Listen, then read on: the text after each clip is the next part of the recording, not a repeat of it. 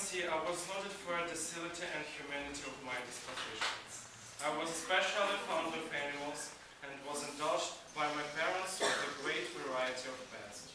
With this, I spent most of my time and never was so happy as when I feeded and caressed them. I married early and was happy to find in my wife a disposition not uncongenial with my own. Dearest, come, my love. I have a surprise for you. You're too good to me. What is it today? Today, darling, it is a beautiful cat. Oh, he's so cute. First, he's nice. But sweetheart, we already have this rabbit, sparrow, mice, and monkey. But he's so beautiful and intelligent too. Well, yes, he does have a nice dog with black fur. He's so cute. What shall we name him? How about Pluto? Okay, Pluto he shall be. Pluto was my favorite pet and playmate. I alone fed him and he attended me wherever I went around the house. It was even with difficulty that I could prevent him from following me through the street. Pluto, stop following me. Go home. Do you hear me? Turn around and go home. All right, then, come along. No one will notice you.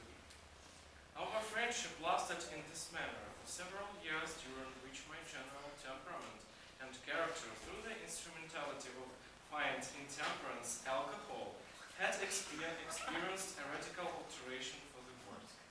I grew, day by day, more moody, more irritable, more regardless of the feeling of others. My slipper! Where did you put my slippers, you wench? Did you look under the bed? What would they be doing under the bed? Why couldn't they be where I left them? Here, take that. Oh, help! He's going to kill me! Shut up! They'll hear you in the next town. Oh, poor Mrs. Groper. Oh my stupid alcoholic. My pets, of course, were made to feel the change in my disposition also. I not only neglected but ill-used them. For Pluto, however, I still retained sufficient regard to restrain me from teasing him. But my disease grew upon me. For what disease is like alcohol? And at last even Pluto, who was now becoming old and consequently somewhat feverish, even Pluto began to experience the effects of my ill temper. One night, returning home much intoxicated from one of my thoughts about town, I fancied the cat avoided my presence. I sighed to him. Come here. I'll show you who's the boss. See this knife? It's sharp enough to cut out his bloody eye.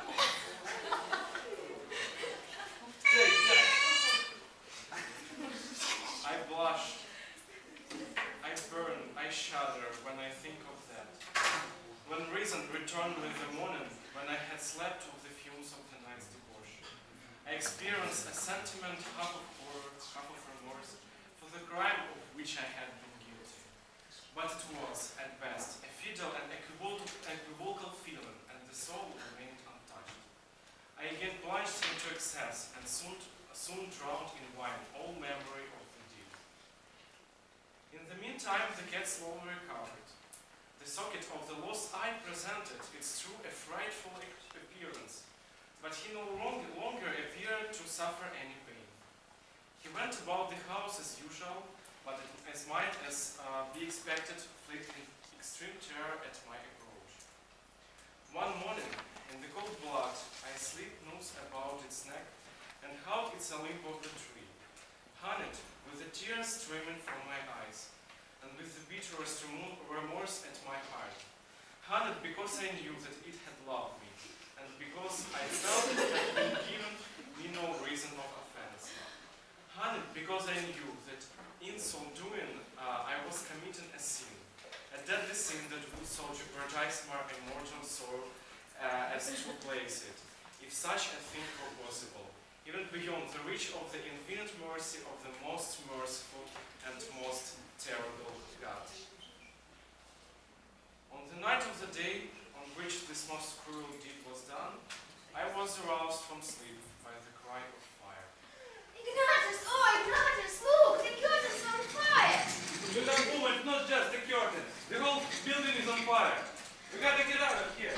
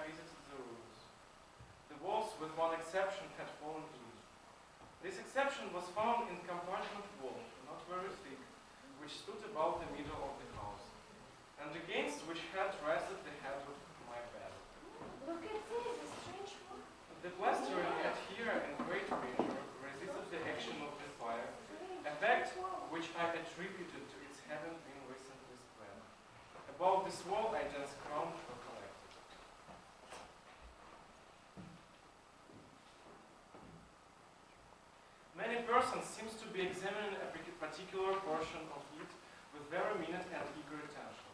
I approached and saw, as if graven a bas-relief upon the white surface, the figure of the gigantic head.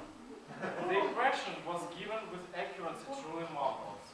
There was a rope about the animal's neck.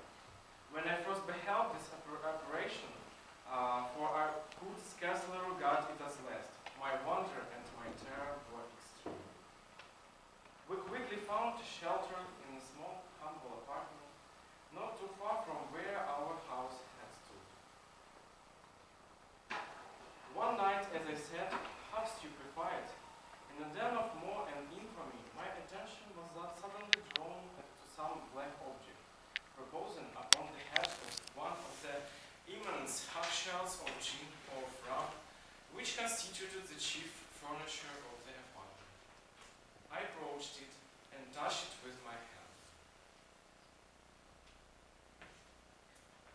You might deceive me. You must be Pluto, but how can you be? Ah, but there is a difference. Pluto was completely black, and you got a white spot on your neck. Why you seem to be quite fond of me? Allow me to pet you. Would you like to come home with me? Oh, but there is a lamp lady. Do you belong to her? I shall ask. Sorry, does this animal belong to you? I've never seen this cat. Well, then I will just take him home. When I prepared to go home, the animal evinced a disposition to accompany me. I permitted it to do so, occasionally stooping and petting its I proceeded. When it reached the house, it domesticated itself at once and became immediately a great favorite with my wife. Oh, dear. Where did you find him? They're so beautiful. He likes me too. I discovered on the morning after I brought it home that, like Pluto, it also had been deprived of one of its eyes. With my aversion to this cat, however, its partiality for myself seemed to increase. It followed my footsteps everywhere. Whenever I sit, it would crouch beneath my chair and spring upon my knees, covering me with its loathsome caresses. If I rose to walk, it would get between my feet and thus nearly threw me down, or fastening its long and sharp claws in my dress, clever in this manner to my breast. Oh, really? They're absolutely identical. But the one difference between him and Pluto, white spot on his chest. Yeah, isn't it interesting indeed? You know, it's starting to look like something. Yeah. I shuddered to name what it was beginning to resemble. It was now the representation of the image of hideous, ghostly thing, of the gallows. Neither by day nor by night knew I the blessing of the rest anymore. During the former, the creature creature left me no moment alone, and in the letter I studied hourly from dreams of unutterable fear to find the cold breath of the thing upon my face, and its waste weight, an incarnate nightmare that I had no power to shake off, encumbered eternally upon my heart. Beneath the pressure of torments such as these, the fiddle remnant of the good within we misaccount. Evil thought became my soul intimates the darkest and most evil of thoughts. One day my wife accompanied me upon some household rent into the cellar of the old building which our poverty compelled us to inherit. The cat followed me down the steep stairs and nearly throwing me headlong exasperated me to madness. Here you are again. Let me do it. I'll kill him with this axe. Don't you dare him! Give him the text! No, get away. Get out of my way.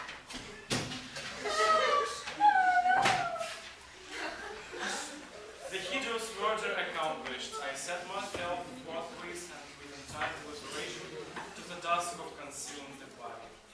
I knew that I couldn't remove it from the house either by day or by night without the risk of being observed by the neighbors. Many projects entered my mind. On one period, I thought of cutting the corpse into minute fragments and destroying them by fire. At another, I resolved to dig a grave for it in the floor of the cellar. Again, I deliberated about casting it in a well in the yard, packing it in a box as if merchandise with the usual arrangements, and so getting a porter to take it from the house. Finally, I hit upon from considered a far better expedient than either of these.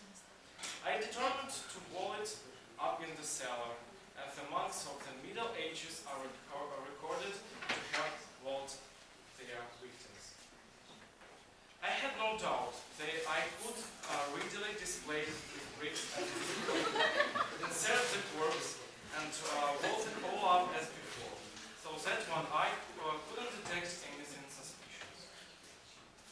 By means of a crowbar, I easily dislodged the bricks and having carefully deposited the body against the inner wall, I propped it in that position, while with little trouble I relaid the whole structure as it originally stood. I prepared a plaster which couldn't be distinguished from the old, and with this I very carefully went over the new brickwork. When I had finished, I felt satisfied that all was right. The wall didn't present the slightest appearance of having been destroyed. I looked aloud there triumphantly. 3 days passed, and once again I breathed as a free man. Upon the fourth day of the assassination, a party of the police came very unexpectedly into the house and proceeded again to make rigorous investigation of the premises.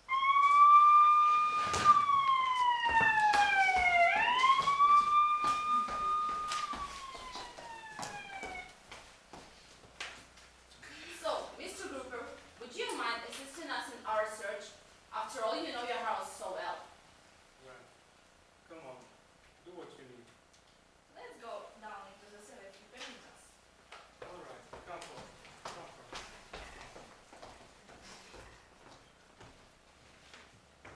Well, it's not very big down here, and certainly it doesn't look like there is something suspicious here. I guess. It's just a wall. You know, they're made quite solid. I think they will be here for like 10 years, for sure. Mr. Groper, if you don't mind my inquiry, what the hell material is this house constructed? Well, I don't know It exactly. looks like very solid. I don't know exactly, but they're solid indeed. What is it? The corpse, already greatly decayed, clotted with gore, stood erect before the eyes of the spectators. Upon its head, with red extended mouth and solitary eye of fire, sat the hero whose love had seduced him What into the hell? murder, and whose informing voice had been silent